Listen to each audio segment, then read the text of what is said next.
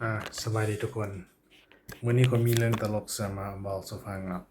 คอยพูดว่ามันตลกบอกสำหรับทุกคนนี่สำหรับคอยมันก็ตลกเติมเนาะคอยก็ได้นี่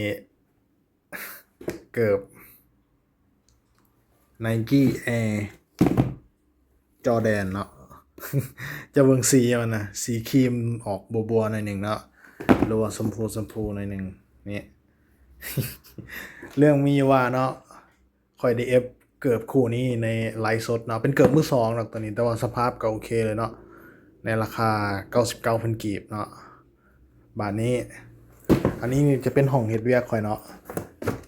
แต่จริงคอยก็ว่าอยู่หั่นแหละในแจทางเข้าเนาะพอดีเนาะคอยบ่ได้บอกเมียเนาะบ่ได้บอกเมียว่าซื้อเกือบคู่นี้เนาะคอยก็เลยเอามาเสื่องไว้นี้เมียพอดีมาเมียมามื้อนั้นเนาะคอยเลยยันมีให้ก็เลยเอามาเสื่องไว้นี้เสื่องในตู้อันนี้ตู้ล็อกเกอร์เอาไว้ใส่เอกสารเนาะคอยก็เอามาเสื่องไว้นี้เนาะมื้อนั้นน่ะเมียกับลูกข่อยมาเนาะมาบ่อนเฮ็ดเวียกนี่แหละมานั่งมาลิ้นมากันมาลิ้นน่ะเผอิญบาดนี่ลูกชายข่อยมันก็ประมาณ8 เดือนนี่แหละมันละมาลิ้นอย่างแถวนี้แหละ มาลิ้นแล้วมาเปิดเบิ่งวานนี่พอดีเห็นอ่ะเนี่ยโอ้ยก็เป็นเรื่องใหญ่เลยเนาะเอ้า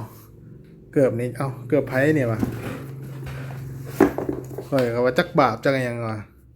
อุตส่าห์หลัก F มาจบเจือเนาะกลับมากลายเป็นก็มาได้สี ได้สีบัวสีอยากว่าสีครีมอะไรไปสีครีมออกบัวๆหน่อยหนึ่งเนาะเป็นเกือบมือสองแต่ก็ว่าสภาพดีเนาะเนี่ยตัวนี้เกิดมือสองคือกันเนาะแต่ว่าสภาพดีเนาะก็โอเคเลยใส่ม่วนเลยอะตัวนี้ เนี่ยอุตส่าห์หลักเมียเอฟเครื่องมาแล้วก็ยังเป็นเครื่องที่ว่านั้นค่อยกับบริตี้ยังเนาะมีแต่สีมันเสือมันยังออกหวานแหววบนเนาะน่าจะเป็นสีถ้าเป็นสีแดงนี่โอ้คักเลยสีแดงสีส้มแต่เอาออกสีคือเจ้าเห็นนี่แหละในคลิปนี่มือนั้นก็บ่ฮู้ว่ายังโดนใจค่อยไปเอฟคู่นี้เนาะมือไวโพดเป็นเบอร์42นี่เป็นเบอร์มันนี่เบอร์มันใส่แล้วอ่ะโอ้โหเบอร์อยู่ใส่เนาะสภาพมันก็บ่ได้น่าเกลียดแต่ว่ามันก็โอเคอยู่เลยสภาพมันก็เด้มีห้อยตำหนิน้อยหนึงเนาะตามภาษาเกือบมือสองเพราะว่ามือหนึ่งมันคือสิแพงอยู่ตอนนี้เบอร์มันก็บ่ฮู้ว่าอยู่ใส่แล้วตอนนี้ก็บ่เห็นเว้ยอยู่ข้างหลังบ่ข่อยก็บ่มีความรู้ในด้านการซื้อเกิบเนาะมีแต่ว่าคู่แดงงามๆแล้วก็สั่งเนาะ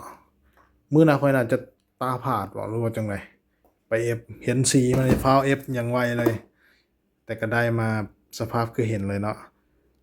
พอเกิบค่อยสร้างเป็นคู่ที่3แล้วในฮันเนี่ยค่อยเอฟเป็นคู่ที่3แล้วเนาะ